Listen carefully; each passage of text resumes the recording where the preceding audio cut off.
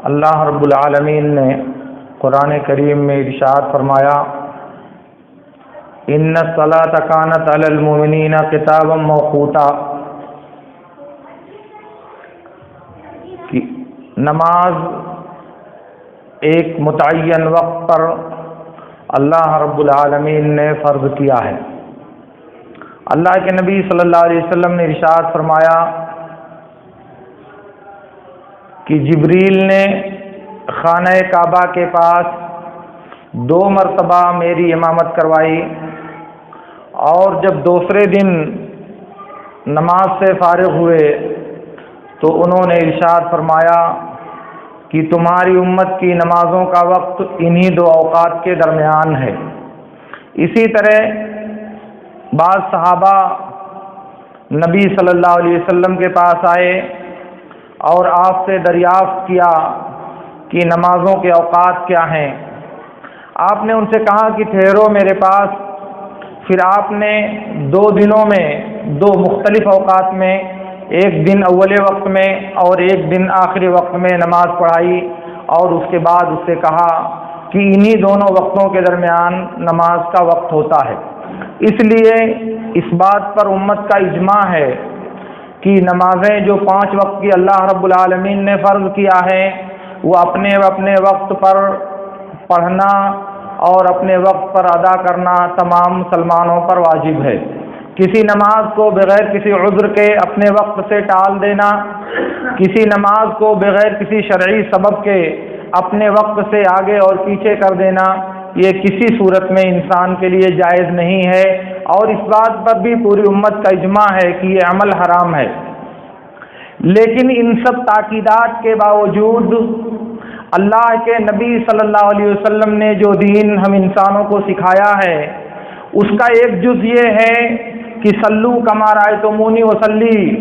جب مالک بن حویرث تقریباً 20 نوجوانوں کے ساتھ اللہ کے نبی صلی اللہ علیہ وسلم کے پاس ٹھہرے تھے، اور وہ کچھ دنوں تک ٹھہرنے کے بعد جب واپس جانے کا ارادہ ظاہر کرنے لگے تو اللہ کے نبی صلی اللہ علیہ وسلم نے انہیں بہت سی باتوں کی نصیحت کیا تھا، اور اس میں ایک بات یہ بھی تھی، جیسا کہ بخاری کی روایت میں ہے، جیسے مجھے نماز پڑھتے ہوئے دیکھا ہے ایسے ہی تم لوگ نماز پڑھنا۔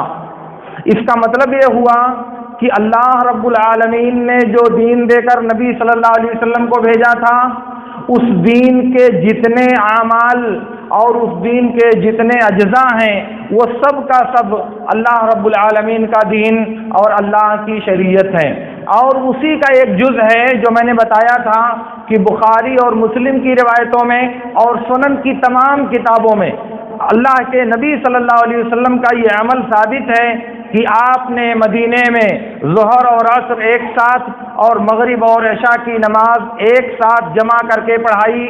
اور جب ان کے عبداللہ بن عباس رضی اللہ تعالیٰ عنہما کے شاگرد نے ان سے پوچھا کہ ایسا نبی صلی اللہ علیہ وسلم نے کیوں کیا، عادت کے برخلاف نبی صلی اللہ علیہ وسلم نے یہ طریقہ کیوں اپنایا، تو عبداللہ بن عباس رضی اللہ تعالیٰ عنہما نے فرمایا، ارادہ اللہ یحرج امتہ، آپ کا ارادہ یہ تھا کہ امت حرج میں نہ پڑ جائے، اسی لیے طبرانی وغیرہ کی بعض دوسری روایتوں میں بسند صحیح نبی صلی اللہ علیہ وسلم سے ثابت ہے کہ اللہ کے نبی صلی اللہ علیہ وسلم نے ایک مرتبہ ظہر اور عصر کو مغرب اور عشاء دونوں نمازوں کو جمع کر کے پڑھایا، اور تو آپ سے پوچھا گیا کہ آپ نے ایسا کیوں کیا، تو آپ نے فرمایا لئلا یکون علی امتی فی ذلک حرج، میں نے ایسا اس لیے کیا ہے تاکہ ایسا کرنے میں میری امت کو کوئی حرج اور کوئی دشواری محسوس نہ ہو۔ تو معلوم یہ ہوا کہ عذر کی وجہ سے، سبب کی وجہ سے اللہ کے نبی صلی اللہ علیہ وسلم نے اس بات کو مشروع قرار دیا ہے کہ اگر انسانوں کے ساتھ بارش، ٹھنڈک، خوف اور اس کے علاوہ کوئی اور سبب ہے جس کی وجہ سے ان کو ضرورت ہے نمازوں کو جمع کر کے پڑھنے کی تاکہ وہ اپنے کام کے لیے یا اپنی مجبوری کے لیے فارغ ہو سکیں، تو یہ ہمارا دین ہے جو نبی صلی اللہ علیہ وسلم نے سکھایا ہے۔ میں نے دیکھا کہ اہل علم نے تقریباً 11 کتابیں اس مسئلے پر لکھی ہیں، سب سے پہلی کتاب تقی الدین سبکی کی ہے، اور اس کے بعد ولی الدین ابو زرع عراقی کی ہے، اور پھر اس کے بعد ابن عبد الحادی کی ہے، اور پھر اس کے بعد محمد بن علی شوکانی کی ہے، اور پھر اس کے بعد نجم الدین یمانی کی ہے، اور معاصرین میں سے تقریباً 7 علماء نے اس موضوع پر کتابیں لکھی ہیں، جن میں سب سے نمایاں کتاب مشہور حسن سلمان کی کتاب ہے الجمع بین الصلاتین۔ تو عرض یہ کرنا چاہ رہا تھا کہ اہل علم کی یہ جماعت جنہوں نے یہ کتابیں تصنیف کر کے امت کے سامنے اس مسئلے کی وضاحت کیا ہے، وہ حدیث کے تمام احکام اور شریعت کے جملہ احکام ان کی نظر میں تھے، اور اس کے باوجود انہوں نے عبداللہ بن عباس رضی اللہ تعالیٰ عنہما سے، عبداللہ بن عمر رضی اللہ تعالیٰ عنہما سے، سعید بن مسیب سے، ابن سیرین سے، اور اسحاق مروزی سے، قفال شاشی سے، اور بہت سے ائمہ کرام سے اس بات کو نقل کیا ہے کہ کسی عذر کی وجہ سے 2 نمازوں کو جمع کر کے پڑھنا جائز ہے۔ انہی میں سے شیخ الاسلام ابن تیمیہ نے مجموع الفتاوی میں، اور علامہ ابن القیم نے زاد المعاد میں، شیخ البانی نے تمام المنہ اور الصحیحہ میں، اور اسی طرح سے مشہور حسن نے، حسین عوائشہ نے، اسی طرح سے سلیم ہلالی نے، اسی طرح سے علی حسن عبد الحمید نے احکام الشتہ میں، پوری تاریخ بھری پڑی ہے، آپ الٹ کر کے دیکھ لیں، اور سب نے اس بات کو لکھا ہے کہ یہ نبی صلی اللہ علیہ وسلم سے ثابت ہے، اس لیے 2 نمازوں کو ضرورت کے وقت جمع کر کے پڑھنا جائز ہے۔ مگر ہمارے زمانے میں بعض سند یافتہ جاہلوں کا کہنا یہ ہے، نوٹ کر لیجئے آپ، بعض سند یافتہ جاہلوں کا کہنا یہ ہے کہ مسجد نبوی میں 2 نمازوں کو نبی صلی اللہ علیہ وسلم نے اس لیے جمع کیا تھا کہ وہاں مسجد میں دروازہ نہیں تھا، مسجد کی چھت نہیں تھی۔ یہ اتنا بڑا جھوٹ اللہ کی دین میں بولنے کی کیا ضرورت ہے؟ فرض کر لو کہ اگر یہ بات سچ ہو تو عبداللہ بن عباس نے بصرہ میں جمع کروایا تھا، عبداللہ بن عمر نے مقام زجنان میں جمع کروایا تھا، سعید بن مسیب نے مدینے میں نبی کے بہت زمانے کے بعد جمع کروایا تھا، ابن سیرین نے بہت زمانے کے بعد کروایا تھا، عبداللہ بن عمر کے زمانے میں بنو امیہ کے خلفاء جب 2 نمازوں کو جمع کر کے پڑھاتے تھے تو عبداللہ بن عمر ان کے پیچھے نماز پڑھتے تھے۔ آخر یہ سب پاگل مجنون تھے کیا؟ ان سب کو معلوم نہیں تھا کہ مسجد نبی میں دروازے نہیں تھے؟ اور پھر فرض کر لیا دروازہ نہیں ہے تو مغرب اور عشاء میں تو بات سمجھ میں آتی ہے کہ ہوا آئے گی، ظہر اور عصر میں کیا ہوتا ہے؟ ظہر اور عصر میں دروازہ ہونے نہ ہونے سے کیا فرق پڑے گا؟ مگر نہیں، اللہ کے نبی کی حدیثوں کو رد کرنے کے لیے، اللہ کے نبی کے حکم کو پامال کرنے کے لیے یہ شیطانی حربہ، شیطان اپنے دوستوں کو یہ باتیں سکھاتا ہے، شیطان یہ جہالت کی باتیں اپنے اولیاء کو وحی کر کے بتاتا ہے کہ تم ایسا بولو تاکہ اللہ کی حدیثوں کا رد کر دو۔ جاہل سنتا ہے مست ہو گیا، ہاں بات صحیح ہے، مولوی صاحب کی بات بالکل غلط ہے، یہ وجہ رہی ہوگی۔ لیکن اگر یہی بات ہے تو پورے دین کا تیا پانچا اور پورے دین کو باغیچے اطفال بنا کر کے لوگ رکھ دیں گے۔ 5 نمازیں اس زمانے میں پڑھی جاتی تھیں اس لیے کہ اس وقت مسلمان زیادہ مشغول نہیں تھے، اب اس زمانے میں مسلمانوں کی مشغولیات زیادہ ہو گئی، اس لیے نمازوں کو کم کر دینا چاہیے، 5 نمازیں نہیں پڑھنی چاہیے۔ روزہ وہ لوگ رکھتے تھے، ان کے پاس کھانے کے سامان نہیں تھے، کھانے پینے کی پریشانی تھی، اس لیے اب جو فراوانی ہے تو روزہ رکھنے کی ضرورت نہیں ہے۔ روزہ ہم کو کیا ضرورت رکھنے کی؟ ہمارے پاس کھانے پینے کے سامان ہے، روزہ مجبور بے بس اور فقیر لوگ رکھے، ہم تو مالدار ہیں، ہمیں روزہ رکھنے کی ضرورت نہیں ہے۔ حج کرنے اس وقت جاتے تھے، مسلمانوں کے پاس ٹائم تھا اور مشغولیت نہیں تھی، لیکن اب تو ہمارے پاس بہت لمبا کام ہے، 1 مہینہ کے لیے حج کرنے کون جائے گا اتنی دور سے، اور ابھی اتنا زیادہ پیسہ کون خرچ کرے گا؟ قربانی کرنے کی کیا ضرورت ہے؟ قربانی میں بلا وجہ جانور کی جان لی جاتی ہے، پیسہ برباد ہوتا ہے، وہ پیسہ اٹھا کر کے کسی فقیر اور یتیم کو صدقہ کر دیا جائے، وہ زیادہ ثواب ملے گا۔ بچے کا دین کا کوئی حکم، شریعت کا کوئی حکم اس عقل کے گھوڑے سے محفوظ رہ پائے گا؟ اگر اسی طرح سے تعویل کر کے نبی کی حدیثوں کو ذبح کیا جاتا رہا، اور اگر اسی طرح تعویل کر کے نبی کی حدیثوں کو پیروں سے رودنے کی جرأت رندانہ کا مظاہرہ کیا جاتا رہا، تو پھر نبی کی حدیثیں بچیں گی کہاں؟ کون ان پر عمل کرے گا؟ آپ کہتے ہو کہ ہم اہل حدیث ہیں، ہم حدیثوں پر عمل کرنے کے داعی ہیں، ہم حدیثوں پر عمل کرنے کا دعویٰ رکھتے ہیں، اور آپ بولتے ہو، آپ کے منہ سے یہ بات صحیح لگتی ہے؟ آپ کیوں یہ طبیعت اس بات کو گوارا کرتی ہے؟ میرے دوستوں، ذرا تھوڑی دیر کے لیے آپ سوچو کہ آپ نبی صلی اللہ علیہ وسلم کے پیچھے کھڑے ہو اور آپ مسجد نبوی میں 2 نمازوں کو جمع کر کے آپ پڑھا رہے ہو، آپ پیچھے سے کہہ دو کہ نبی ہم نہیں پڑھیں گے آپ کے ساتھ، ہم آپ کے ساتھ نہیں پڑھ سکتے۔ جرأت ہے کہنے کی؟ مسلمان باقی رہ جاؤ گے یہ بات کہنے کے بعد؟ تو عملی طور سے اگر سامنے آپ نہیں کہہ رہے ہو تو نبی کی حدیثیں پہنچنے کے بعد آپ تو نبی کو یہی جواب دے رہے ہو نا، آپ تو نبی کو یہی بات فرما رہے ہو کہ نبی آپ کی مسجد ایسی ہے اور ویسی ہے۔ یہ ہمارے زمانے میں نہیں چلا، اللہ تعالیٰ کو نہیں معلوم تھا، ان جاہلوں کو زیادہ علم ہے، ان گمار انسانوں کو جنہیں اللہ کی شریعت کا شین بھی نہیں معلوم ہے، ان کو زیادہ علم ہے میرے رب سے زیادہ۔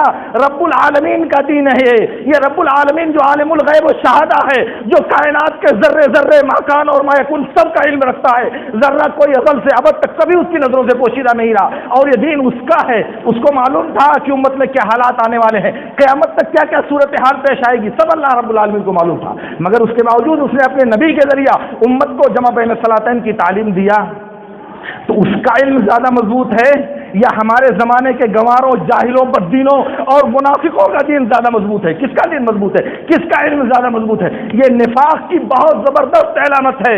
میں نہیں کہتا، سنو، اللہ رب العالمین نے قرآن میں بیان فرمایا، آسان سی بات ہے، منہ زبان چھوٹی ہے 2 انچ کی، ہلا دیا جو چاہ بک دیا، مگر بکنے والے سن لو، میرے رب نے کہا ہے انما کان قول المؤمنین اذا دعوا الى اللہ ورسولہ ان یقولوا سمعنا واطعنا۔ ایمان کی شان یہ ہے، مومنوں کا وتیرہ اور طریقہ یہ ہے کہ جب انہیں اللہ اور اس کے رسول کی طرف بلایا جاتا ہے تو کہتے ہیں کہ ہم ایمان لائے اور ہم نے بات کو مان لیا، ہم نے تسلیم کر لیا، ہم نے اطاعت کر لی۔ اور جب منافقوں کو بلایا جاتا ہے تو رأیت المنافقین یصدون عنک صدودا۔ جب نبی کے دین کی طرف، نبی کے فیصلے کی طرف، نبی کے ججمنٹ کی طرف ان کو بلایا جاتا ہے تو دائیں اور بائیں منہ موڑتے ہیں، آگے اور پیچھے اپنے آپ کو کرتے ہیں۔ یہ کون لوگ ہیں؟ میرا رب کہہ رہا ہے کہ یہ منافقین لوگ ہیں۔ آپ کس زمرے میں اپنے آپ کو داخل کرنا چاہتے ہو؟ آپ کہاں اپنے آپ کو کھڑا کرنا چاہتے ہو؟ نبی کے تابع داروں میں ہو کر اہل ایمان میں سے، یا نبی کی باتوں کو گھما کر اس کو رد کر کے دوسرے گروہ سے آپ اپنے آپ کو شامل کرنا چاہتے ہو؟ آسان سمجھتے ہو نبی کی باتوں کو مذاق اڑانا؟ آسان سمجھتے ہو نبی کی سنتوں کا استہزاء کرنا؟ آسان سمجھتے ہو نبی کی سنتوں کو پامال کرنا؟ ایک چیز ہے بدعملی، ایک چیز ہے معصیت، ایک چیز ہے گنہگار ہونا۔ آدمی کو اللہ توفیق نہیں دیتا، دین کے کام نہیں کرتا، اللہ کی نافرمانی کرتا ہے، اللہ کی معصیت کرتا ہے، نماز نہیں پڑھتا، روزہ نہیں رکھتا، چوری کرتا ہے، جھوٹ بولتا ہے، لیکن اس کا نفس اسے ملامت کرتا ہے، اس کا ضمیر اس کو جھنجھوڑتا ہے، یار نماز پڑھنے نہیں جاتا، بہت غلط بات ہے۔ اور یہی ایمان کی نشانی ہے کہ نفس اس کو ملامت کرتا ہے، اور اگر یہ ملامت بھی ختم ہو جائے تو پھر ایمان کہاں رہ گیا؟ لیکن اس کے علاوہ معصیت کا پرچار کرنا، معصیت کو عبادت بنا کر کے پیش کرنا، اور دین کے نام پر نبی کی سنتوں کو مروڑنا، اسے توڑنا، اسے رد کرنا، یہ دوسری بات ہے، یہ معصیت نہیں ہے، یہ جحود اور یہ انکار ہے۔ اور دونوں کا فرق آپ سمجھتے ہیں؟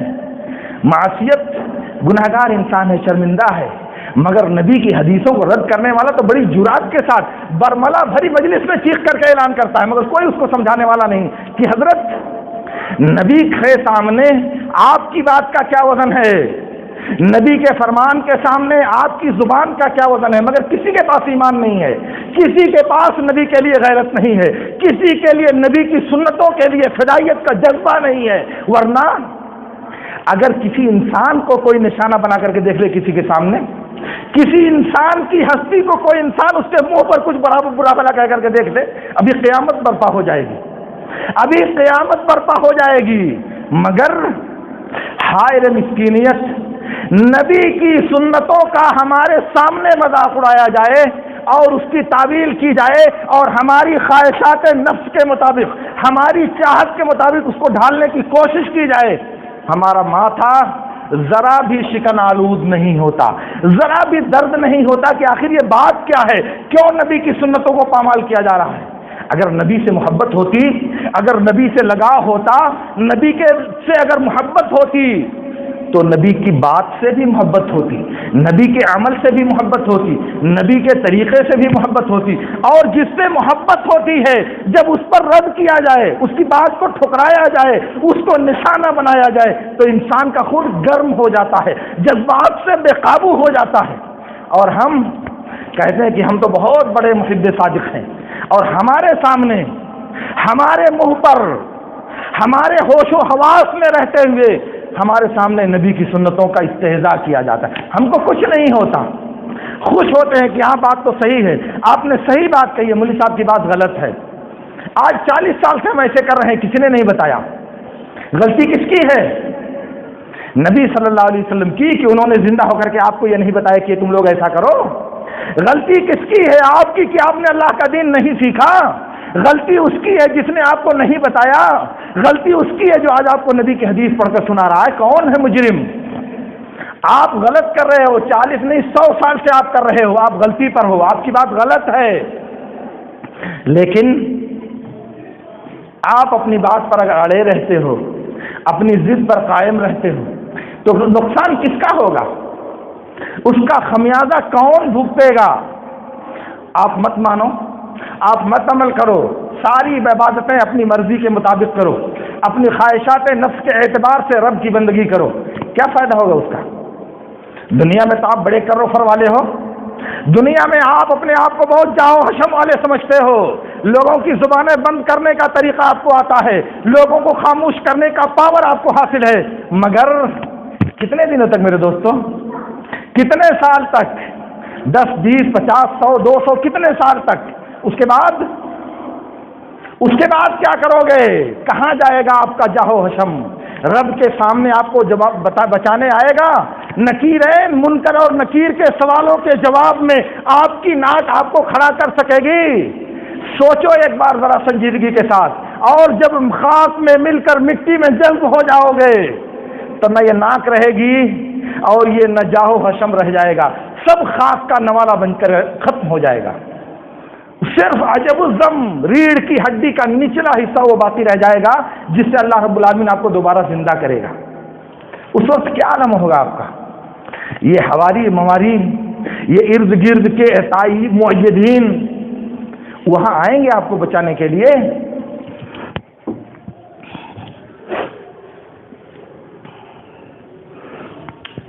میرے دوستو، میں آپ سے عرض یہ کرنا چاہتا ہوں، سیدھی بات یہ ہے کہ ہم اہل حدیث ہیں۔ اہل حدیث کا مطلب یہ ہوتا ہے پیدا ہونے کے بعد اس کا اپنا کوئی دین، کوئی مذہب، کوئی طریقہ نہیں ہوتا، وہ سیکھتا ہے، نبی کی جو بات اسے ملتی ہے اسے مانتا ہے اور اس پر عمل کرتا ہے، اسی کا نام اہل حدیث ہے۔ اب اگر اہل حدیث کہے کہ نہیں ہم 50 سال سے 100 سال سے ایسا کرتے آ رہے ہیں، تو یا تو یہ کہنے میں وہ جھوٹا ہے یا پھر اپنے دعوے اہل حدیثیت میں وہ جھوٹا ہے، ورنہ ہمارے پرکھوں کے ہاں تعزیہ بنایا جاتا تھا، تعزیہ اٹھایا جاتا، کیوں نہیں اٹھاتے ہو؟ 50 سال 100 سال سے تو بھی ہو رہا تھا، کیوں نہیں اٹھاتے ہو؟ ہمارے اسی مسجد میں دونوں ہاتھ اٹھا کر فرض نماز کے بعد اجتماعی دعا کی جاتی تھی، کیوں نہیں کرتے ہو بھائی؟ کیوں نہیں کیا جا رہا ہے؟ اور بھی بہت سے کام مجھے یاد ہیں جو کیے جا، کیوں نہیں کرتے ہم؟ اس لیے نہیں کرتے کہ اس وقت تک ہم کو معلوم نہیں تھا، مگر جب نبی کے دین کا، نبی کی حدیث کا، نبی کی شریعت کا علم ہوا تو ہم نے اس کو چھوڑ دیا کہ بھائی نبی کے خلاف ہم کسی کی بات نہیں مانتے۔ لیکن اس کے بعد جہاں ہماری خواہشات سے متعارض حدیث ہو، ہمارے نفسانی جذبات سے متعارض حدیث ہو، اس کو ہم رد کر دیں گے۔ رد کر دو، مت مانو، کبھی مت عمل کرو، کس کا کھاؤ گے؟ کس کا بگاڑو گے؟ کس کی ذات پر فرق آئے گا اس سے؟ مولوی صاحب کو نقصان پہنچے گا اس سے؟ مولوی صاحب تو کل میدان محشر میں آئیں گے اور کہیں گے کہ ہم نے یہ بات ان لوگوں کو بتائی تھی مگر انہوں نے نبی کی باتوں کا وزن نہیں دیا، نبی کی باتوں کو اہمیت نہیں دیا، اپنی آسانی اور اپنی چاہت کو اہمیت دیا۔ پھر آپ اپنا جواب تیار رکھنا، ورنہ کم سے کم یہ تو ہوگا کہ جب لوگوں نے کہا وَقَالُوا لِمَا تَعِظُونَ قَوْمًا اللَّهُ مُهْلِكُهُمْ أَوْ مُعَذِّبُهُمْ عَذَابًا شَدِيدًا قَالُوا مَعْذِرَةً إِلَىٰ رَبِّكُمْ قَالُوا مَعْذِرَةً إِلَىٰ رَبِّكُمْ۔ یہ جو بات کہی جا رہی ہے یہ اس لیے کہ اللہ تعالیٰ کے ہاں ایک عذر بن سکے کہ رب تم نے بتایا تھا، ہم نے ان لوگوں کو خبر دیا تھا، ماننا نہ ماننا یہ آپ کا اپنی ذمہ داری ہے، لیکن بتانا یہ اللہ کے ہاں میرا عذر اور میرا جواب بنے گا کہ یہ دین تھا تیرا اور یہ میرا دین تیرا میں نے ان کے سامنے رکھا تھا، باقی آپ سمجھیں گے اور آپ کی ذمہ داری ہوگی۔ تو میں کہنا یہ چاہ رہا تھا میرے دوستو، اہل حدیث اگر آپ واقعی ہیں تو حدیث آنے کے بعد آپ کی پیشانی جھک جانی چاہیے، آپ کی زبان پر تالے لگ جانا چاہیے، آپ کی خواہشات پر لگام لگ جانی چاہیے، اور سب کو سمعنا اور اطاعنا کا مظاہرہ کرنا چاہیے۔ اور اگر آپ ایمان سے نکل کر نفاق کی ڈگر پہ جانا چاہتے ہو تو بہرحال اللہ تعالیٰ نے کشادگی دیا ہے، اس کو کوئی نہیں روک سکتا۔ اللہ رب العالمین سے میری دعا ہے کہ اللہ رب العالمین ہمیں نبی صلی اللہ علیہ وسلم سے سچی محبت عطا کرنے کی توفیق عطا فرمائے، ہمارے دل میں نبی کی عقیدت، نبی کی الفت اور نبی کے طریقے سے لگاؤ پیدا کر دے۔ وآخر دعوانا ان الحمد للہ رب العالمین۔ اقول لکم ما تسمعون واستغفر اللہ لی ولکم۔ عباد اللہ قوموا الی الصلاۃ۔